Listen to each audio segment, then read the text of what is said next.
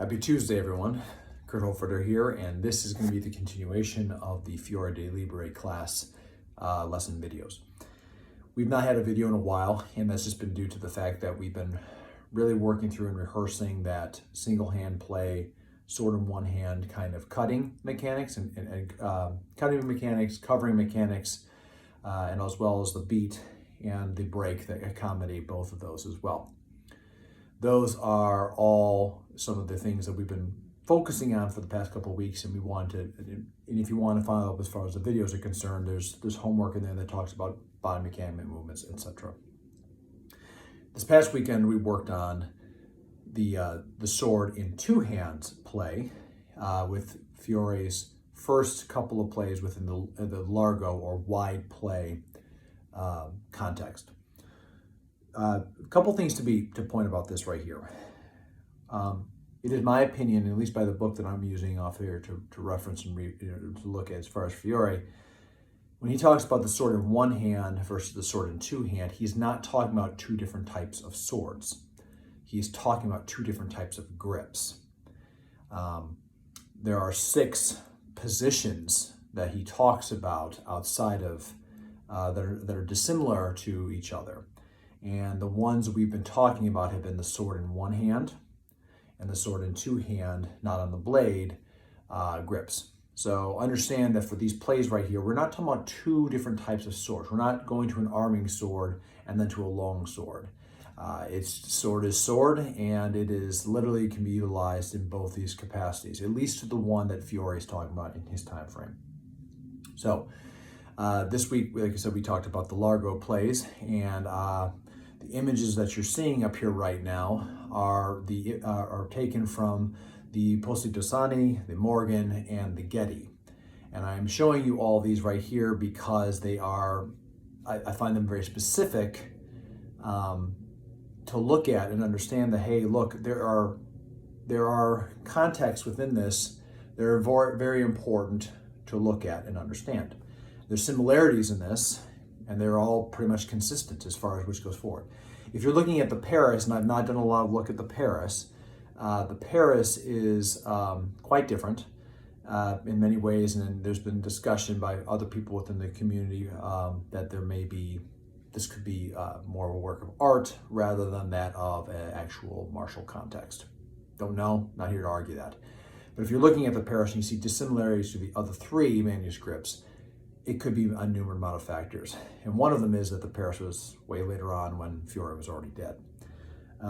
So understand that piece. So to get started with this, we were talking about how to work into the position of the first covers, like you see in the images. And that is going to be just a matter of utilizing the accrescimento into this posta longa positioning context against someone that's coming in with a fendente, i.e. the cut from above where it's teeth to knees. So understand that there's an arc to this. So we're going to talk about that, and we'll go to the body mechanics. Understand, there's a few things that we have to understand about the body itself from what we are doing, at least what I believe that we are doing, and I found success in with sparring, as well as against the opponent that they're doing, the opponent that with their action they're coming with us. The image shows, if I'm the person that is performing the action against Fiore or whoever the master on this, the image shows them blade extended with the right foot forward, and they're cutting into an arc. Okay? The one that's countering this, the left foot's forward, and the tip looks to me to be a little bit more straight up the line. Okay? There's a couple reasons why I think that it's specifically this way. Now, you're talking about cutting angulation this way, which has got an arc. Remember, we're going teeth to knees. Versus, however we get there, here, here, or here, going straight in. And Fiore specifically talks about utilizing the accrescimento to go in there and to meet the blade, if you choose to. I see this in many ways as a way to ambush angle. We are not countercutting, But as this cut is coming at us, and it's a serious cut to cut through the body, by us going structure straight, move up along here a little more, this way, where it's straight on, there's an angle where this can come in and I have achieved the center line.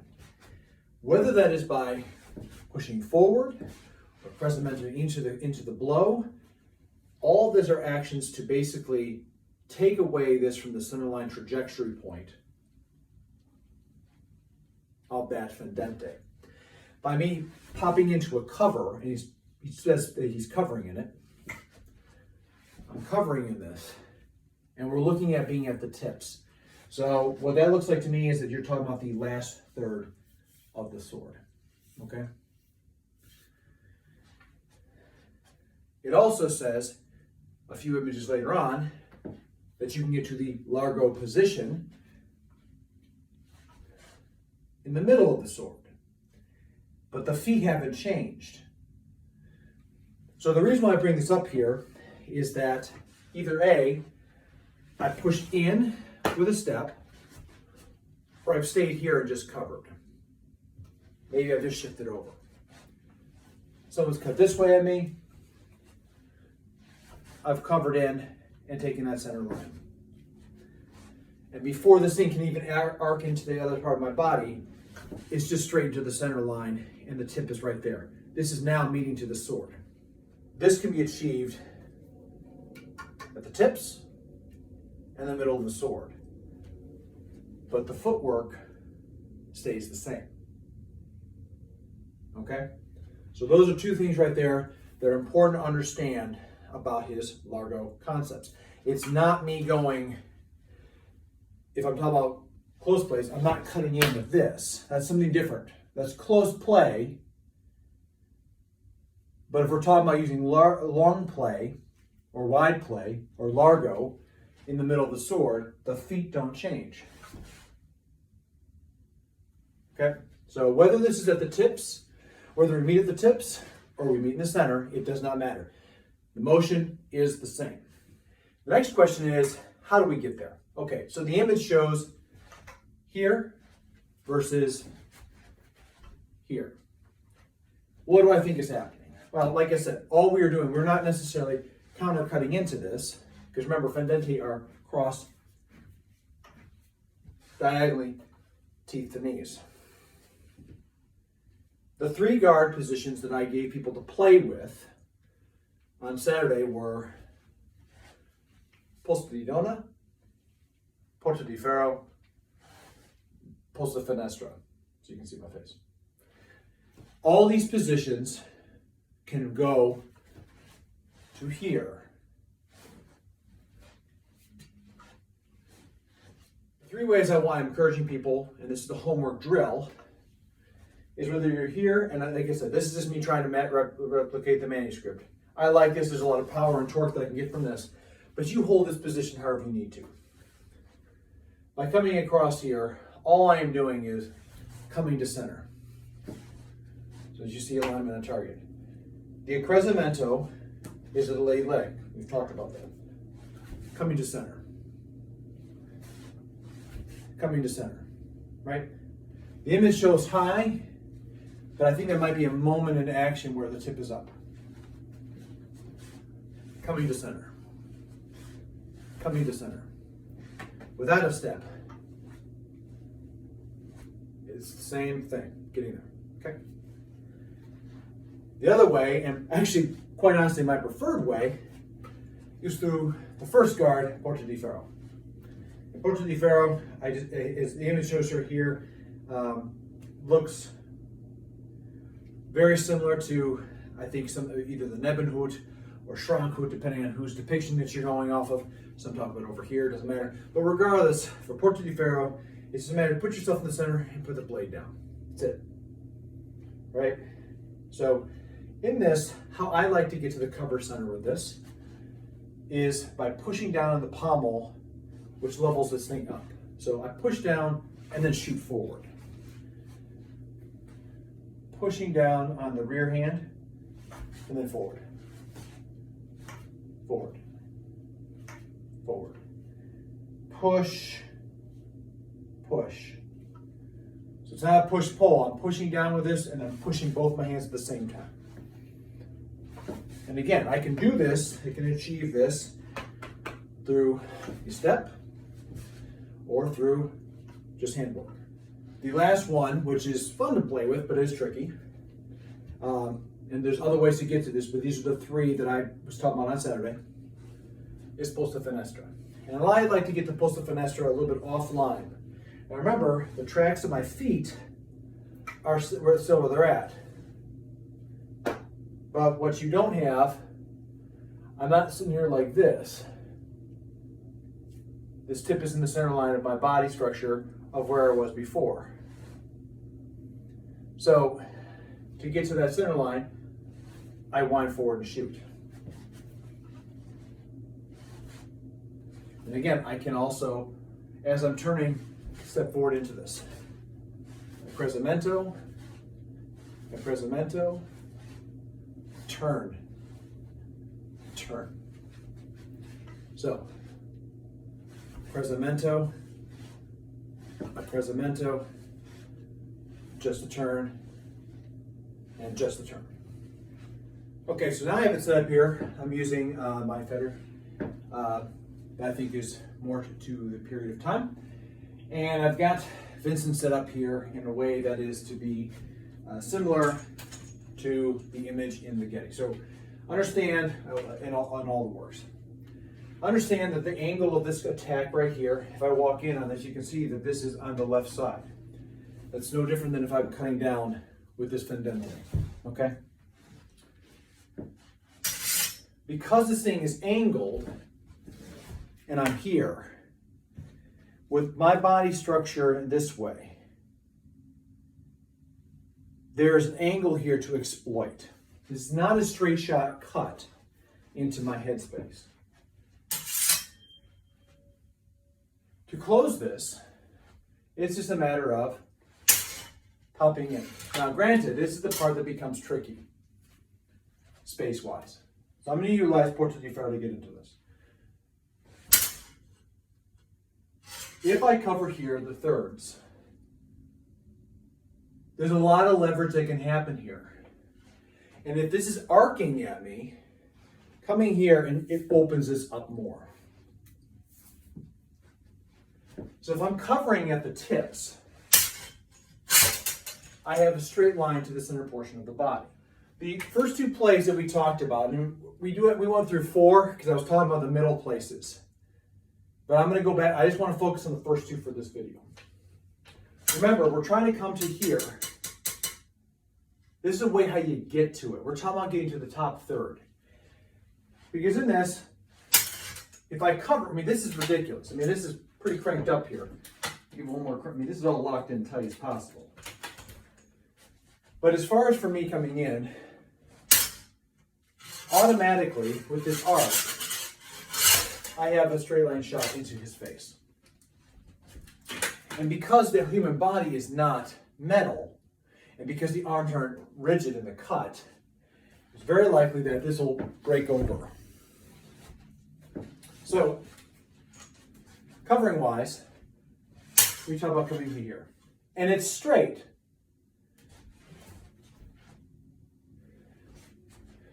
If he comes straight down with this, it's kind of hard. This goes right into my cross. Very similar to what you might anticipate with Zornort. So again, whether I'm here,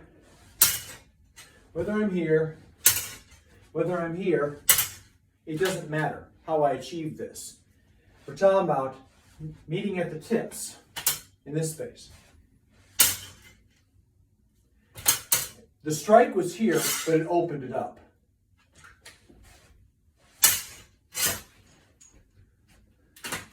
So this is a context to being able to strike tips to take the center. So yes, is my sword here in the middle of his? Yes. The context is I'm striking at the weak. So by us meeting here, by me being rigid and straight on this, I can pass forward with a thrust.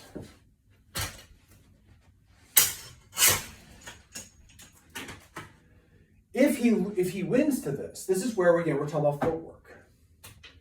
So I'll push this over here. If he wins to this, and I'm here off to the side. What I've been talking about with footwork, and I'm going to go very slow with this, is to simply cover. So cover, the Germans would call this winding. Wind against, wind, and as I come across to this side, cut across. That rear step powers this.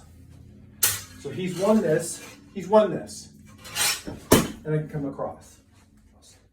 Now, I'm not trying to do a full swing crazy thing here. What I think is, as I'm here, I'm maintaining this bind.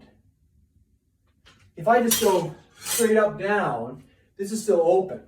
I want to create leverage here and allow the sword to just pop.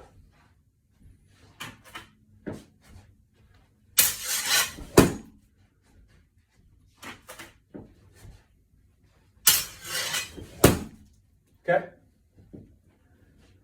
Both of those actions, if I win this bind, all I'm doing is I'm pressing straight with one leg. I'm pressing. We are not passing. This gives way for him to keep pushing. I want my body rigid in this. Boom. At the last minute, if this gets through, I stabbed him. Now I can come in afterwards. But we're not there yet. So meeting here at the top section. This gives I can shear in. So you can see, this is where I'm meeting at. Yes, I am in the middle here, but I'm meeting the sword here. The play isn't to go play up here. It is, we're meeting in, and I just jab this in your face. Okay? Or, again, in here, a crescent forward with a thrust. In here, a crescent with a forward with a thrust. Take the center, forward. Take the center, forward. Don't step, forward. Don't step, forward. Both work. With the cutting, if we're here, imagine he's broken you over. From here, step, keep the cover, push and cut. Keep the cover, push and cut. Strike happens on the second leg. Remember, focus on the footwork drill that we talked about here a few seconds ago, where, again, you can, however you want to go there. I encourage you to try all three positions. Posto di donna, posto sinistra, and posto di ferro. Both of these are really great, just kind of putting this out there. Boom. And they allow different directions. So you learn winding actions, which we all are pretty much practicing. We can learn to snap up in from a low guard. And we also learn how to do the same kind of pops here where we're just going straight across. It's the same thing that we dealt with before. But it is but in my opinion, the cover is a little bit different. Rather than coming against, is going forward into this. My cross guard's not changed much. It's pretty much straight because I want to drive in straight on them because that's going to allow me to take the angles that I need to. So anyway, play with that. We will be continuing on with this next Saturday, and looking forward to that class as we go forward into it. So thank you so much for tuning in. Take care and fight on.